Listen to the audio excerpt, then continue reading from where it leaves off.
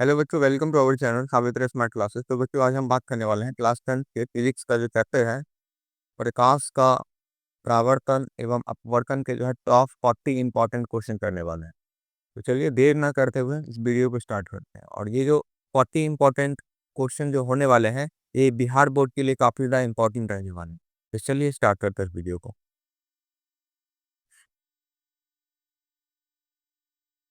हम लोग सबसे फर्स्ट क्वेश्चन की ओर बढ़ेंगे। फर्स्ट क्वेश्चन है आपका,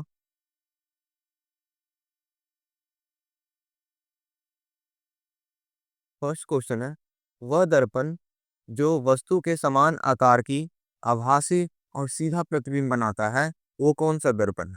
तो देखिए यहाँ पर बोल रहा है समान आकार का, और आभासी बनाते हैं और सीधा प्रतिबिंब बनाते हैं। वो केवल बनाते हैं आपके सर समतल दर्पण। इसका राइट आंसर क्या आ जाएगा आपका सर? समतल दर्पण। दूसरे क्वेश्चन की ओर बात करते हैं। दूसरा क्वेश्चन आपका, आपतित किरण और परावर्तित किरण के बीच का कोण। अब यहाँ ध्यान दीजिएगा, ज्यादातर लोग जो है आपतन कोण परावर्तन कोण मानेंगे, लेकिन ऐसा यहाँ पर नहीं है। तो यहाँ ध्यान दीजिए, मान लेते हैं ये सरफेस है, इस यहाँ पर जो किरण है, इस किरण को क्या कर दीजिएगा? आपतित किरण। और जो जाएगी इसको क्या कर दीजिएगा? परावर्तित किरण। तो इन दोनों का बीच का कोण बोल रहा है, ना कि आपतित किरण और अभिलंब, और ना कि अभिलंब और परावर्तित किरण। ठीक है, इसका राइट आंसर क्या हो जाएगा? दोनों किरणों के बीच का कोण। आपतित किरण और परावर्तित किरण के बीच का कोण क्या कहलाएगा? दोनों किरणों के बीच का कोण। चलिए अगले क्वेश्चन की ओर बढ़ते हैं। अगले क्वेश्चन आपका, यदि आपतन कोण 30 डिग्री 30 डिग्री है, तो परावर्तन कोण कितना होगा? तो आपतन कोण और परावर्तन कोण दोनों का वैल्यू जो होते हैं समान होते हैं, तो दोनों का मान क्या होगा आपका? से बराबर रहेगा। तो आपतन कोण का मान अगर 30 है, तो परावर्तन कोण का भी मान कितना होगा आपका? सर 30 होगा। अगले क्वेश्चन की ओर बढ़ते हैं। अगले क्वेश्चन आपका, समतल दर्पण द्वारा बनने वाली प्रतिबिंब होती है। तो समतल दर्पण द्वारा बनने वाली प्रतिबिंब कैसी होती है? तो समतल दर्पण द्वारा बनने वाली जो प्रतिबिंब होती है वो कैसी होती है आपका सर? काल्पनिक होता है। और अगर काल्पनिक है तो कैसा होगा आपका सर? सीधा होगा। और हमेशा क्या होगा? वस्तु के क्या होते हैं आपके सर? समान होते हैं। ठीक है, इसका राइट आंसर क्या हो जाएगा आपका सर? आभासी, जिसको काल्पनिक भी कहा जाता है। और कैसे आपके सर? सीधा है। ठीक है, नेक्स्ट क्वेश्चन पर बात करते हैं। नेक्स्ट क्वेश्चन आपका, समतल दर्पण की फोकस दूरी होती है। तो समतल दर्पण की फोकस दूरी क्या होगी? तो ये अनंत होता है। समतल दर्पण की फोकस दूरी क्या होता है आपका सर? अनंत होता है। जब वस्तु केंद्र सी से बाहर रखी जाती है, तब अवतल दर्पण की प्रतिबिंब बनती है। तो अब देखिए कि यहाँ मान लेते हैं अवतल दर्पण है, ये अवतल दर्पण है, इस तरफ पिंक किया हुआ है। इस जगह को हम क्या कहते हैं? फोकस। यहाँ हो गया वक्रता केंद्र। अगर मान लेता है कि वक्रता केंद्र से बाहर रखी है, यानी कि वस्तु यहाँ रखी है, अगर वस्तु वक्रता केंद्र के बाहर रखी रहेगी, तो प्रतिबिंब कहाँ बनेगा आपका सर? फोकस और वक्रता केंद्र के बीच में यहाँ बनेगी, और छोटा बनेगा। कैसा बनेगा आपका सर? छोटा बनेगा। ठीक है, तो यानी कि क्या हो जाएगा? जब वस्तु वक्रता केंद्र से बाहर रखी जाती है, तब अवतल दर्पण की प्रतिबिंब बनती है। तो कहाँ बनेगी आपका सर? एफ और सी के बीच में। एफ और सी के बीच में। चलिए अगले क्वेश्चन की ओर बढ़ते हैं। अगला क्वेश्चन है आपका, जब वस्तु फोकस पर रखी जाती है, तब प्रतिबिंब बनती है। जब वस्तु का फोकस पे रखिएगा, तब प्रतिबिंब कहाँ बनेगा? तो अगर किसी वस्तु का अगर आप फोकस पे रखी जाती है, तो उसका प्रतिबिंब बनता है अनंत पे। कहाँ बनता है आपका सर? अनंत पे। ठीक है, अगले क्वेश्चन की ओर बढ़ते हैं। अगला क्वेश्चन आपका, उत्तल दर्पण सदैव बनाता है। उत्तल दर्पण सदैव क्या बनाएगा? तो उत्तल दर्पण सदैव बनाता है आपका सर आभासी और सीधा प्रतिबिंब। ठीक है, यहाँ प्रतिमा या प्रतिबिंब बोल सकते हैं, यानी कि उत्तल दर्पण हमेशा कैसा प्रतिबिंब बनाएगा आपका सर? आभासी और सीधा प्रतिबिंब। जबकि जबकि आपके अवतल दर्पण ये हमेशा क्या बनाएगा? ये हमेशा नहीं, ये आपका क्या बनाता है आपका सर? दोनों प्रकार के प्रतिबिंब बनाते हैं। वास्तविक भी बनाते हैं, वास्तविक प्रतिबिंब भी बनाते हैं, और काल्पनिक प्रतिबिंब भी बनाते हैं। काल्पनिक प्रतिबिंब भी बनाते हैं। ठीक है, अगले क्वेश्चन की ओर बढ़ते हैं। अगला क्वेश्चन आपका, वाहनों में पीछे देखने के लिए प्रयुक्त दर्पण होता है। तो देखिए कि एक दर्पण होता है आपका उत्तल दर्पण। उत्तल दर्पण, इसका दृष्टि क्षेत्र, इसका दृष्टि क्षेत्र दृष्टि क्षेत्र जो होता है काफी ज्यादा बड़े होते हैं। दृष्टि क्षेत्र जो होता है काफी ज्यादा बड़ा होता है। यानी कि एक छोटा सा आईना में पूरा का पूरा क्लास आपको दिख जाए। ठीक है, तो इसलिए इसको जो है इस आईने को यानी कि इस उत्तल दर्पण को हम लोग की क्या करते हैं, वाहनों में पीछे देखने के लिए प्रयुक्त करते हैं। इसका राइट आंसर क्या हो जाएगा आपका सर, वाहनों में पीछे देखने के लिए प्रयुक्त दर्पण कौन सा हो जाएगा, उत्तल दर्पण।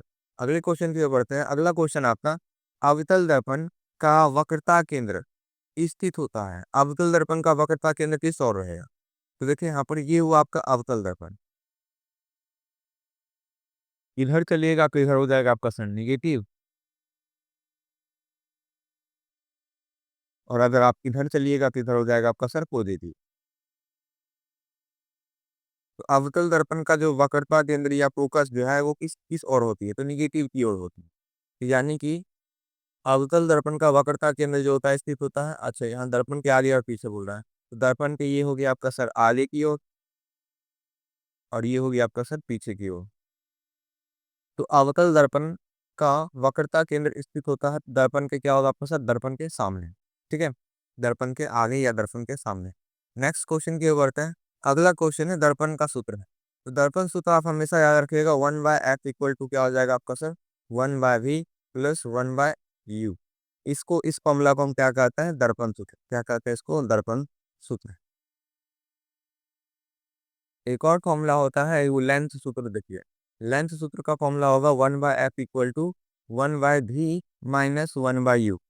ये फॉर्मूला होता है लेंथ सूत्र। कि ये दोनों फॉर्मूला जो होता है ऑब्जेक्टिव के लिए काफी ज्यादा इंपॉर्टेंट है, क्योंकि ऑब्जेक्टिव में ये दोनों फॉर्मूला क्या करते हैं, पूछ देते हैं। तो हम लोग का पूछा गया है आपका दर्पण सूत्र है। दर्पण सूत्र क्या हो जाएगा आपका sir, 1/f equal to 1/v plus 1/u। ये आपका दर्पण सूत्र है। अगर यहाँ माइनस अगर दे दिया जाता तब उसको हम क्या कहते हैं, लेंथ सूत्र। अब आगे बढ़ते हैं, विस्थापन यानी मैग्निफिकेशन, यानी जिसको हम क्या कहते हैं शुद्ध हिंदी में, आवर्धन। आवर्धन का सूत्र है। तो हम लोग दर्पण में पढ़ रहे हैं यानी कि परावर्तन में पढ़ रहे हैं, तो परावर्तन और अपवर्तन में आवर्धन का फॉर्मूला अलग अलग होता है। तो मान लेते हैं कि अभी हम दर्पण में पढ़ रहे हैं, किस में पढ़ रहे हैं आपका सर, दर्पण में। तब आवर्धन का फॉर्मूला यानी कि m इक्वल टू हो जाएगा -v/u। और अगर आप लेंस में पढ़ते हैं, लेंस में, तो आवर्धन का जो फॉर्मूला होता है वो m इक्वल टू क्या हो जाएगा आपका सर, v/u। ठीक है, तो यहाँ पर जो है हम लोग दर्पण का लगाएंगे क्योंकि हम दर्पण के बारे में पढ़ रहे हैं। ठीक है, तो आवर्धन का सूत्र है, तो आवर्धन का सूत्र क्या हो जाएगा आपका सर, ये तो नहीं होगा, ये भी नहीं होगा, ये भी नहीं होगा, ये होगा, लेकिन यहाँ पर माइनस सूत्र का है तो माइनस यहाँ दे देंगे। ठीक है, ये प्रिंटिंग मिस्टेक है, यहाँ माइनस लगेगा आगे। ठीक है, तो राइट आंसर क्या हो जाएगा, a number n equal to -v/u। अगले क्वेश्चन की ओर बढ़ते हैं। अगला क्वेश्चन है आपका, यदि आवर्धन ऋणात्मक है तो प्रतिबिंब होता है। तो अगर यदि यदि आवर्धन जो होगा वो क्या होगा आपका सर, निगेटिव है, तो प्रतिबिंब कैसा होगा, तो ये होगा आपका सर, ये हो जाएगा आपका सर वास्तविक हो जाएगा। कैसा हो जाएगा आपका सर, वास्तविक। ठीक है, क्योंकि आवर्धन अगर नेगेटिव होता है तो वो कैसा प्रतिबिंब होता है आपका सर, वास्तविक होता है। और कैसा कैसी बनती है आपकी सर, उल्टी बनती है। ठीक है, अगले क्वेश्चन की ओर बढ़ते हैं। इससे आप समझ लीजिए, जैसे मान लेते हैं कि u का वैल्यू तो हमेशा निगेटिव होता है, v का वैल्यू क्या होगा आपका सर, ये निगेटिव भी होता है पॉजिटिव भी होता है। निगेटिव कब होगा, जब कैसा प्रतिबिंब बनेगा, वास्तविक। और पॉजिटिव कब होगा, जब कैसा प्रतिबिंब बनेगा, काल्पनिक। चलिए m का फॉर्मूला लगाते हैं, तो m का फॉर्मूला होता है -v/u। अब माइनस है, मान लेते हैं वास्तविक बना है तो एक और माइनस होगा, और नीचे भी माइनस होगा, माइनस माइनस कट जाएगा, यानी कि क्या बचा आपका, सब माइनस बचा। तो यानी कि वास्तविक ही होगा, यानी कि ऋणात्मक क्या मतलब क्या होगा, वास्तविक। अगर बोल देता धनात्मक, तब आप हम लगाते क्या चीज, आभासी और ठीक। 2 मिनट रुकिएगा, अगले क्वेश्चन की ओर बढ़ते हैं। अगला क्वेश्चन आपका, अपवर्तन किस कारण से होता है। तो यहाँ ध्यान दीजिएगा कि क्या होता है, जब प्रकाश की किरण, ये मान लेते हैं कि अदर एक दूसरा माध्यम है, ठीक है, या कांच मान लेते हैं। जब प्रकाश की किरण एक माध्यम से दूसरे माध्यम में प्रवेश करती है तो होता क्या है, इसकी जो चाल जो है, इसकी चाल में क्या हो जाता है आपके से, परिवर्तन हो जाता है। इसके चाल में क्या हो जाता है, परिवर्तन। और जब इसके चाल में परिवर्तन होता है तो इसकी दिशा में भी क्या हो जाती है, परिवर्तन हो जाती है। तो पर अपो तो इसी को हम क्या कर देते हैं, अपवर्तन कर देते हैं। तो अपवर्तन किस कारण से हो रही है, तो प्रकाश की चाल में परिवर्तन के कारण, प्रकाश की चाल में परिवर्तन के कारण। ऐसा क्यों, क्योंकि ऊपर का जो माध्यम है वो कैसा माध्यम है, विरल, और नीचे का माध्यम क्या आपका सर, सघन। और विरल माध्यम में प्रकाश की चाल जो होता है अधिकतम होता है, जबकि उपसघन माध्यम में प्रकाश की चाल क्या होता है आपका सर, न्यूनतम होता है। अगले क्वेश्चन की ओर बढ़ते हैं।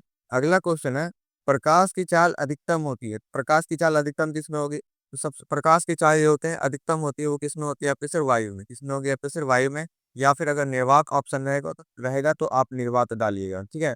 निर्वात भी आपका ऑप्शन रह सकता है। तो प्रकाश की चाल अधिकतम किसमें होती है, वायु में या फिर निर्वात में। अगले क्वेश्चन की ओर बढ़ते हैं। अगला क्वेश्चन आता, जब प्रकाश वायु से कांच में जाता है तो वह मुड़ता है। देखिए कहाँ से कहाँ तक जा रहा है, तो वायु से कहाँ जा रहा है आपका सर, वायु से किस में जा रहा है, कांच में। वायु से कांच में। तो ये कौन सा माध्यम हुआ, ये माध्यम हुआ आपका सर विरल। और ये कौन सा माध्यम हुआ, ये माध्यम हुआ आपका सर सघन। अब यहाँ ध्यान दीजिए, विरल माध्यम यानी कि बहुत कम भीड़ रहता है, यानी कि यहाँ पर भीड़ क्या है आपका सर, भीड़ कम है, यानी पार्टिकल्स कम है। और यहाँ पर भीड़ क्या आपका सर, ज्यादा है, भीड़ ज्यादा है। तो और अभिलंब को हमको मानना होगा माता पिता। अभिलंब जो हुआ ये इसका क्या हुआ आपका सर, माता पिता हुआ, माता पिता। अगर कोई बच्चा भीड़ कम भीड़ से अगर ज्यादा भीड़ में जाए तो माता पिता की ओर क्या हो जाती है, मुड़ जाती है। अगर और इसी का ठीक उल्टा, अगर कोई बच्चा ज्यादा भीड़ से अगर कम भीड़ में जाएगा तो माता पिता को छोड़ देता है। इसका मतलब क्या हुआ, कम भीड़ से हम लोग किस में जा रहे हैं सर, ज्यादा भीड़ में, तो माता पिता की ओर मुड़ जाएंगे, यानी कि किसकी ओर मुड़ जाएंगे, अभिलंब की ओर मुड़ जाएंगे। ठीक है, इसका राइट आंसर हो जाएगा आपका सर, अभिलंब की ओर मुड़ जाएंगे।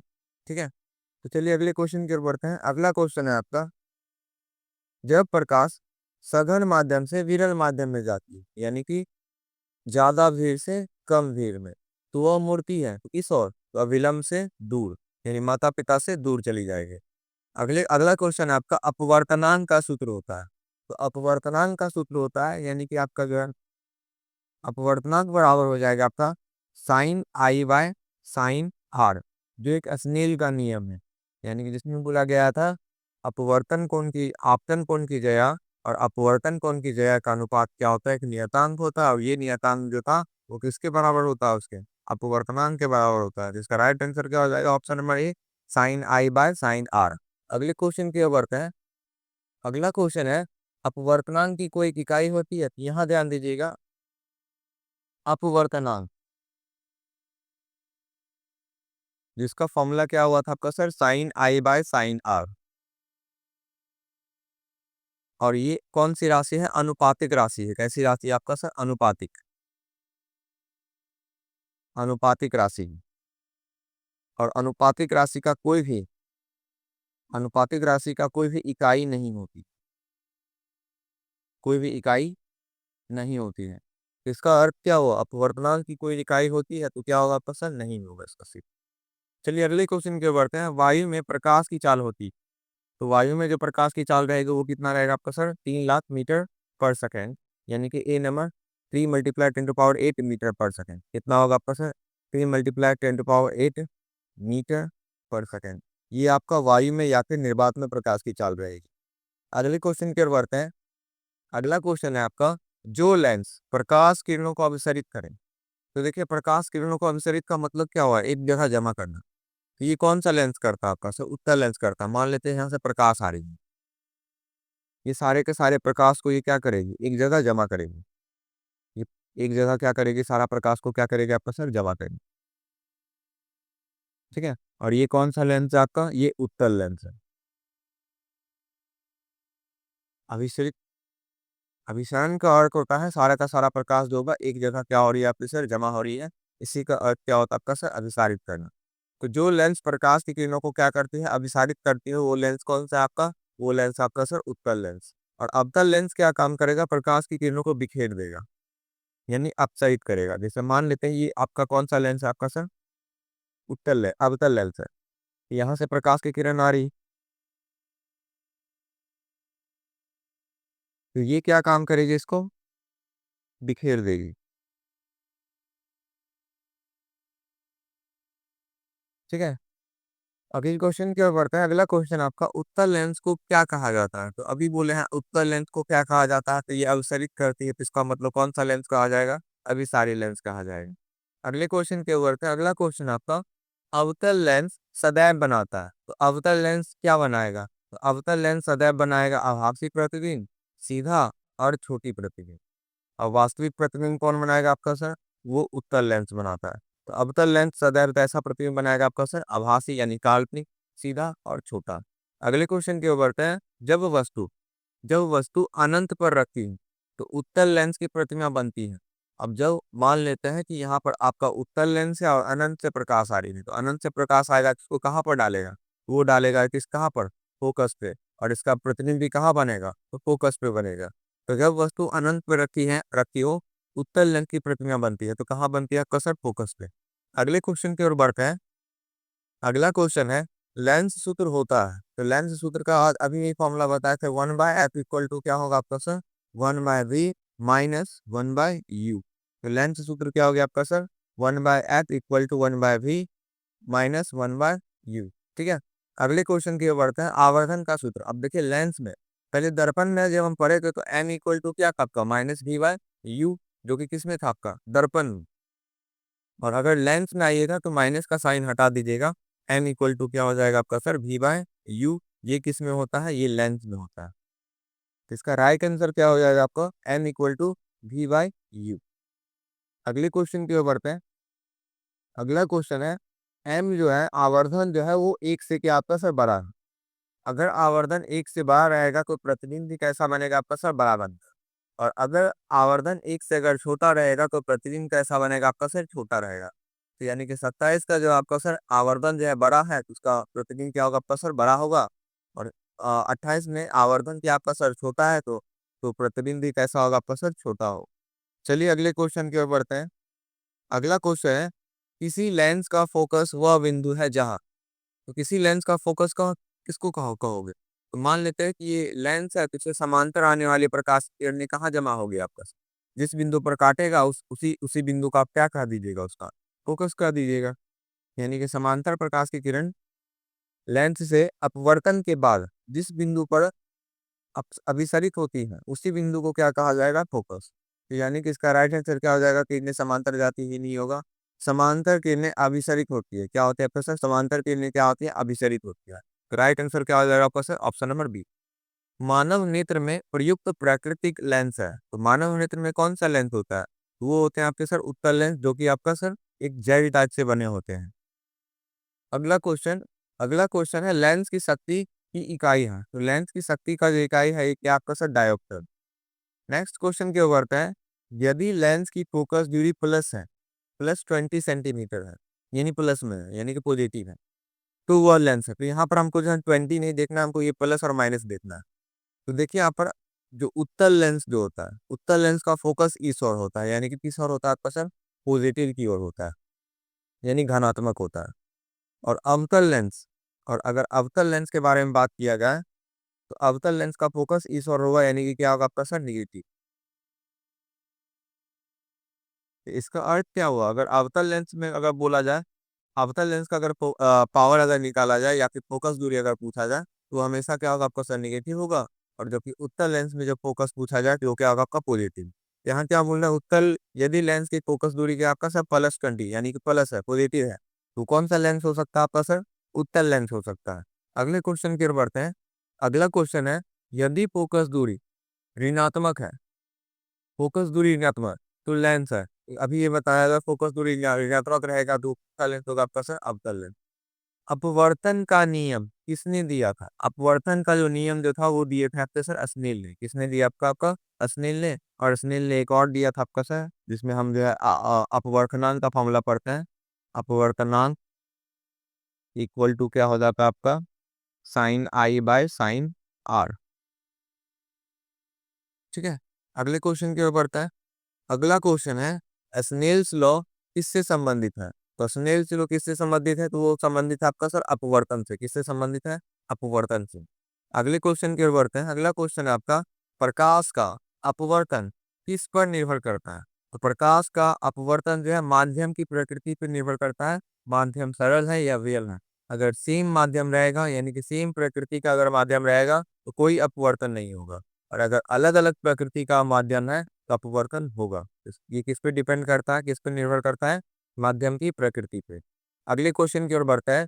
प्रकाश की चाल, प्रकाश की चाल न्यूनतम होती है, तो प्रकाश की चाल जो न्यूनतम होगी वो किसमें होती है आपका सर? हीरे में, क्योंकि हीरे जो होते हैं काफी ज्यादा कंप्रेस्ड होते हैं, यानी कि बोल सकते हैं इसमें सबसे ज्यादा पार्टिकल होता है, काफी ज्यादा सबसे कड़ा ठोस है, यानी कि सबसे हार्डेस्ट मेटेरियल है। और अगर हार्ड मेटेरियल है तो इसमें कणों की संख्या क्या होगी? अधिक होगी। और जब कणों की संख्या अधिक होगी तो प्रकाश की चाल क्या हो जाएगी? आपका न्यूनतम हो जाएगा। अगले क्वेश्चन की ओर बढ़ते हैं। अगला क्वेश्चन है, प्रकाश की चाल में परिवर्तन किसे प्रभावित करता है? अगर प्रकाश की चाल में अगर परिवर्तन होगा तो उसकी दिशा क्या हो जाएगी आपकी सर? बदल जाएगी। और इसी घटना को हम क्या कह देते हैं? इसी घटना को हम कह देते हैं अपवर्तन। ठीक है। तो प्रकाश की चाल में अगर परिवर्तन होगा, प्रकाश की चाल में परिवर्तन होगा तो इसकी दिशा क्या होगी? आपका बदल जाएगी। और इस घटना को क्या कहा जाएगा? आपका अपवर्तन। अगले क्वेश्चन की ओर बढ़ते हैं। अगला क्वेश्चन है, वास्तविक प्रतिबिंब को कहाँ प्राप्त किया जा सकता है? तो वास्तविक प्रतिबिंब को कहाँ प्राप्त कर सकते हैं? आपके पर्दे पे प्राप्त कर सकता है। और अगले क्वेश्चन इसी के ठीक है, लास्ट क्वेश्चन आपका 40 नंबर। आभासी प्रतिबिंब प्रतिमा, प्रतिमा लिखा हुआ है, हम लोग हम इसको प्रतिबिंब पढ़ रहे हैं, कोई दिक्कत नहीं। प्रतिबिंब, प्रतिमा और प्रतिबिंब दोनों सेम होता है। तो आभासी प्रतिमा को कहाँ प्राप्त नहीं किया जा सकता है?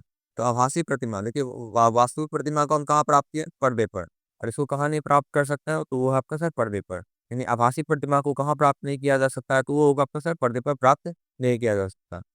तो आज के लिए इतना ही। चैनल को सब्सक्राइब करिए और लाइक करिए। Thank you.